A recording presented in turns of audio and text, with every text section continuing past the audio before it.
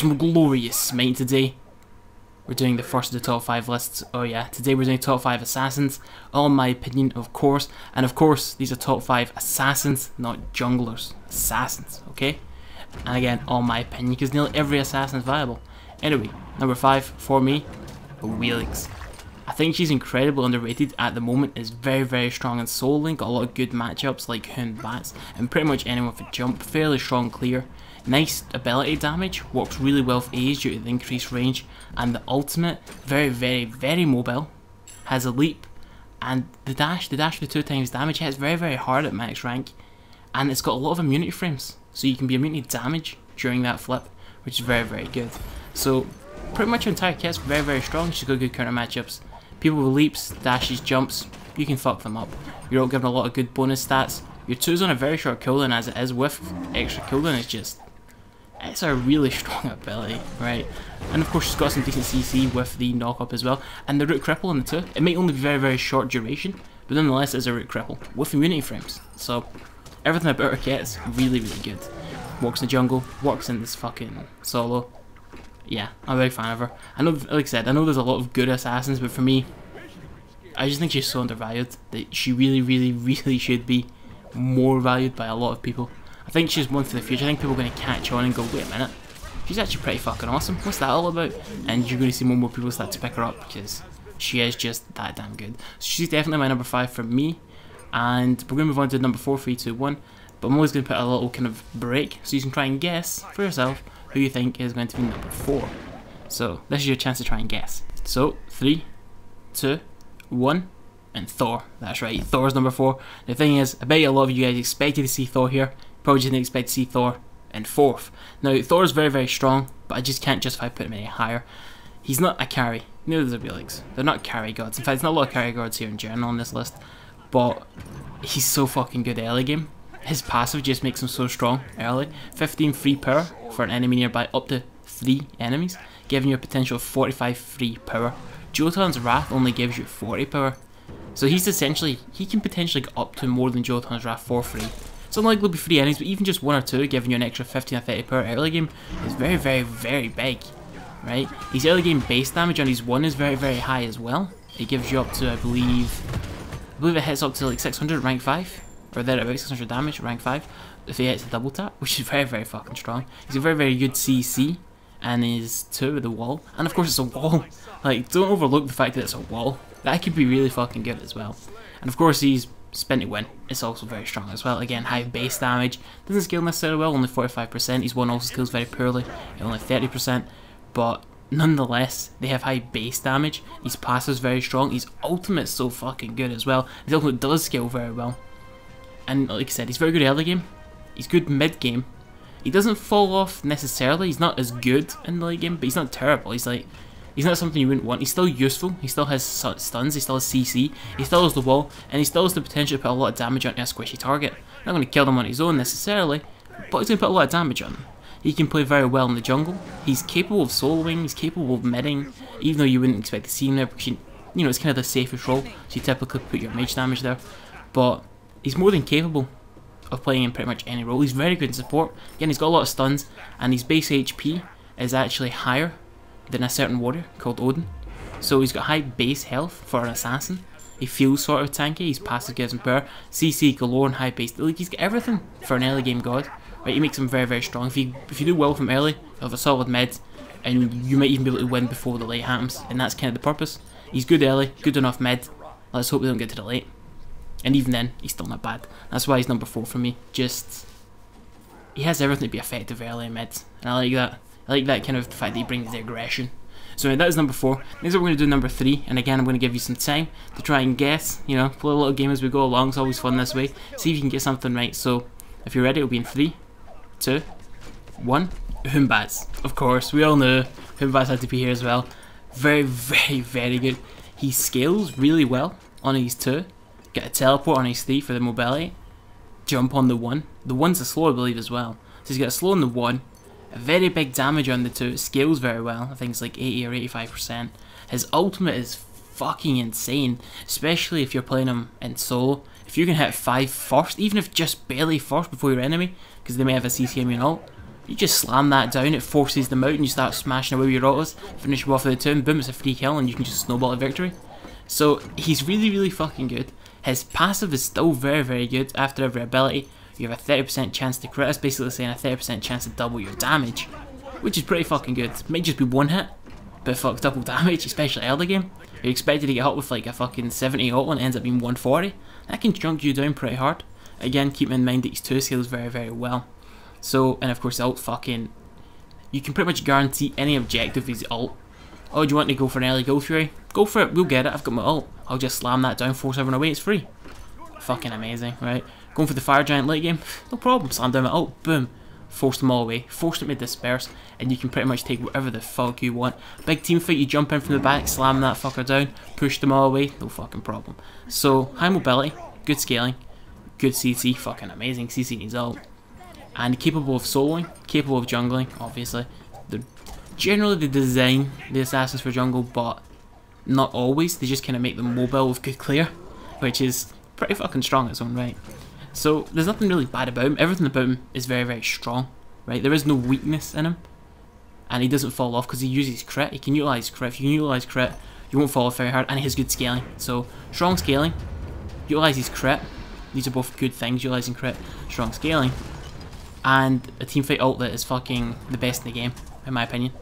So with these 3 things, he's never going to fall off. He's always going to be good, and I expect him to always be relevant. I don't really foresee a time when Humbats isn't going to be good, right? Unless they fucking perk the shit out of this game in the future. Let's hope they don't do that. So yeah, Humbats is definitely my number 3. So next up, we're going to move on to number 2, where we get to the big boy leagues, and we're going to play the game once again. So you ready to take a guess? So number 2 in 3, 2, 1. Bakasura had to be. He's just so fucking strong in the solo lane. That's the main thing. Can he jungle? Yes. Can he counter jungle? Fuck yeah. Has he got a good kit for jungling? Yeah. But his solo lane is just disgustingly good. I think he's the best soloer in the game. I don't think he loses to anyone.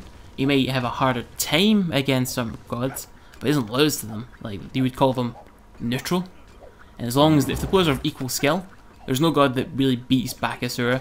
There's just gods that maybe like survive Bakasura. That's like as bad as it gets. He's just so fucking strong. And that's because of his true damage on his free, which you can max pretty fucking early, pretty fucking fast. And it does 70 damage per hit. True damage means you cannot defend against it. There's no mitigation for it.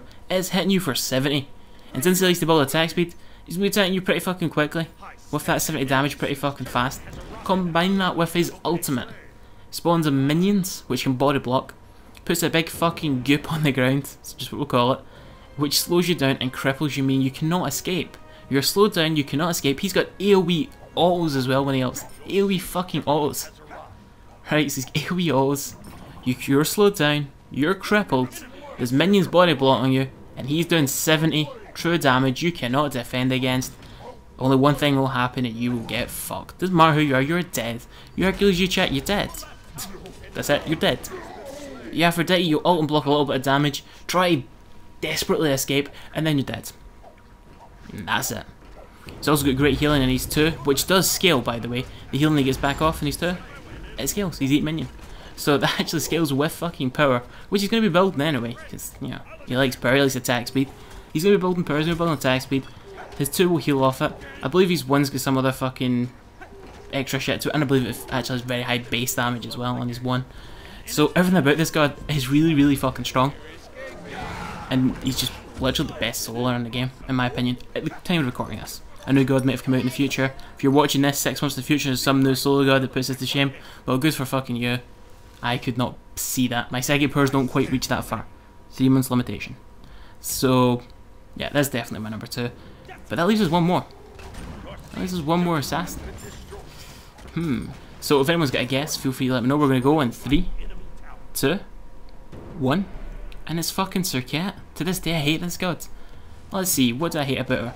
Uncounterable damage times 2. 2 forms of damage you cannot counter against, right?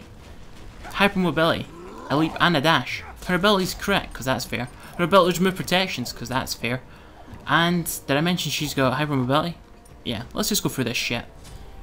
Dash, right? And a leap. The leap is perma-stealth. perma-stealth. She can just sit there and stealth. It reveals it if you come very close, but it's very close. It doesn't drain mana either. The dash crits. She has a taunt in her too, that if there's no nearby teammates to you, you get drawn towards her.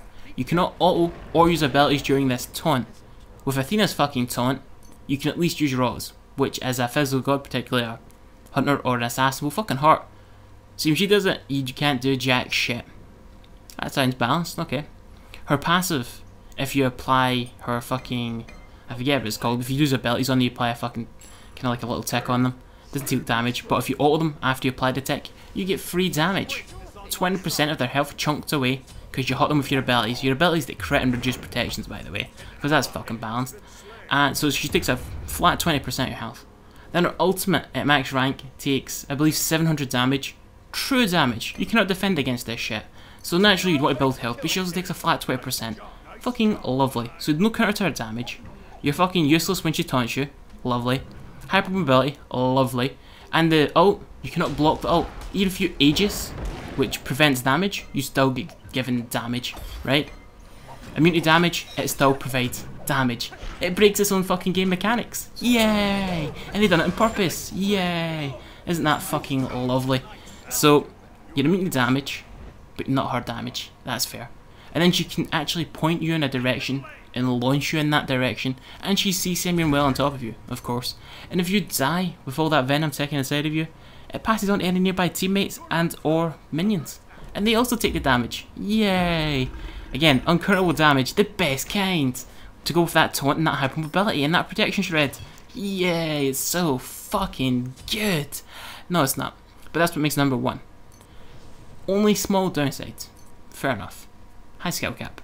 If you can play her well, congratulations, you're the god amongst gods. Because she's just that fucking good. So, anyway, yeah. That's my top 5 assassins. Since there's still a little bit of time left to go on this video, 5, 6 minutes, 7 minutes, whatever, I figured we would talk about assassins in general, maybe a little bit about the game. Anyway, assassins in general, for the longest time I felt assassins were the strongest class in this game. Because, in fact, this is, you know, paraphrasing a little bit, but it was something to this effect. One of the old kind of like dev interviews they were doing, high-res were doing for SMITE, they ended up saying, how does it come about when you're making the assassins? It's like, the guy says, well, we need to make it so that they've got enough mobility to get in, 100 to 0 someone, and get back out. And then, I think it's high-res Bart replied, yeah, that seems pretty hard to balance. The guy goes, yeah, a lot of people complain about it, but we need to make sure they've got enough to get in, get the kill and get out. Yeah, that does sound pretty hard to balance. Sounds impossible. You give them enough mobility to get in, 100 to 0 someone, and get out. Nah, fuck you. That isn't balanced, right? But then they changed Hunters, man. The Hunters buff is so fucking good. They increased the base attack speed, and as well, no attack speed works off your base attack speed, so if you get 30% attack speed boost, it goes off your base, so if you've got high base, you'll get even more attack speed. So, giving them a base attack speed buff was very good. It made them very strong. It's just Hunters, if Hunters get ahead, you're basically GG'd, right? This also comes to the fact that I believe physical gods are by and far the strongest in this game. They're auto scale 100%. Fair enough, some people have got hit chains, but nonetheless, they scale a lot better. And there's no cooldown on your autos. And their abilities are usually still pretty good. Usually giving them mobility or CC. Which, if you've got mobility and CC and your autos hit that fucking hard, you're kind of set, right? Whereas mages might have mobility, that'll take about ability, right? An ability use that mobility. And their abilities have cooldown, and that's where the damage comes from. So you might see like a Scylla smash you for ult late game for 1200, but that's every like fucking 60 seconds or something. Whereas an auto, where a crit, it's hitting for like 800 every half a second, right? Or thereabouts, maybe just a bit more, maybe 0.6 of a second for 600 per crit. Fair enough, you're not always going to guarantee to get a crit, but with Rage and Deathbringer, it's pretty fucking high odds. And they just keeps on swinging and swinging and swinging and swinging. But anyway, this is about Assassins. So, Assassins, a lot of Assassins have high ability damage, or at least high base ability damage. They're also known to have pretty fucking good AE damage. They've got high mobility, high CC. A lot of fucking Assassins can be played in support because they've got so much CC. So, yeah, they're just very strong. There's not really any downside to play them. That's why you see a lot of Assassins preferred in solo lane as well as the jungle. Warriors kind of losing a lot of steam. Don't get me wrong, Warriors do provide good CC on our front line, but that's not always enough, right? So, yeah, that's just kind of where we're at on that. But I still believe assassins are very good. When I look at all 14 assassins, I think the only one that's not really viable is Nija, because Nija provides a lot of damage. His ult's very, very good. Guaranteed to crit, combat with Deathbringer. Each hit gets a guaranteed 50 extra % damage because of Deathbringer passive. So that's also very, very, very strong. But he lacks mobility, and his CC is kind of limited. His 3 is a stun, but it's a very short duration stun. It's very easy to miss. It feels kind of wonky to use sometimes. Even you play him a lot, it still feels a bit weird. You feel sort of like you're frozen on spot. If you slightly miss, you just feel kind of stuck there. It's kind of awkward. You could say he's balanced by that. He does have a lot of damage, right? His 3 sets up his ult, and he might be fucked when he lands, but he gets a lot of damage off. If you've got a good team that can help, they can maybe come in and should be able to help you in some way, right? Make it safer when you land. But now, a lot more assassins are just getting built with... I meant to say more, not now. Are getting built with having all the damage to get in, get the kill, and get out all by themselves. And that's kind of the problem, in my opinion. So, yeah, that's just kind of how I'm looking at it, right? So, yeah, that's just kind of my thoughts on assassins. When we look at other good assassins, look at Beast early game. So the cats are so fucking good, and they apply a slow C early game. The cats are on you. You're pretty much fucked. You can pretty much just leave them on some and walk away. If none of them comes to help them, kill them, or to take the cats off them, they usually get a kill because they slow you down. They can body block for you. She can backdoor like a fucking bitch late game. I sometimes build with that just the backdoor. She's that fucking good at it. A lot of people think, no, I get changed because of a backdoor. That's just an excuse. The Chinese wanted her changed, and you know, Chinese are the masters, so they had to do that. They want to, China wants to succeed in China. There's nothing against that. Success for them means, you know, more money in the game, more gods, better game for us. So you know, fuck it, it's not that bad. So yeah, there's a few things to look at, and that's definitely one of them. So yeah, assassins are very, very strong. Bastet's very, very strong. She would have been, you know, potentially make it. Mercury's still strong. Kali's still strong in the late game, but you know they've got small weaknesses here and there. Kali's early game's a bit Mercury's early game's okay, it's not super good, and his late game's pretty good still. People think he's not that amazing anymore. I disagree. I still think he's very strong, but not top 5. But that's the thing. Every assassin except Nisha is really good in my opinion, and even Nisha is good. He's just not as good as the rest. When assassins have got the bar set so fucking high, it's hard to make space on them. That's just kind of where we're at. Arachne I think is very fucking good. She can solo, she can jungle. Jungle's not super good. She kind of lacks mobility outside of her ult, right? But she's still really, really, really, really, really fucking good. So I still like her. Anyway, this is kind of the end of the game. Fucking Shibalonki's so good, by the way. The crit damage is insane. I think the problem is with hunters, it takes a few items to kind of go in. I would say, see, once you get Assay, attack speed, but it's an exec, you feel like you're a fucking monster. If you're all even, just with those 3 items, you feel like a monster, right? Like, I actually think, see if I turn around and fought him, I think I had to kill him. I'm just waiting for his ult to pass because I'm in no danger.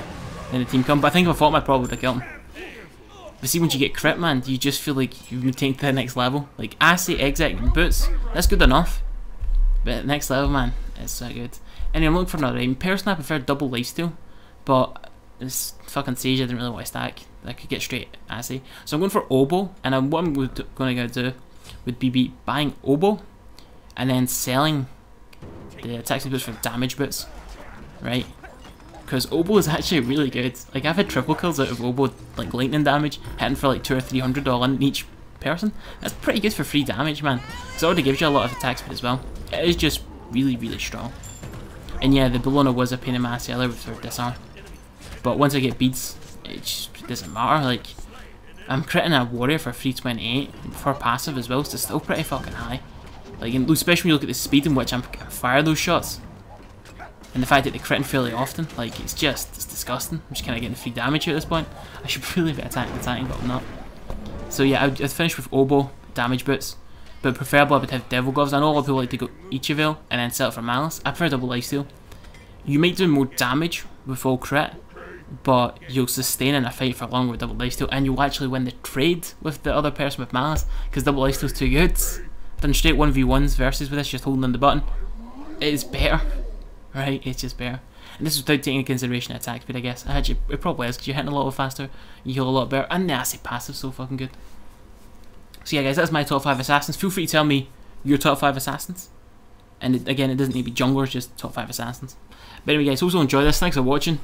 And as always, see you all next time.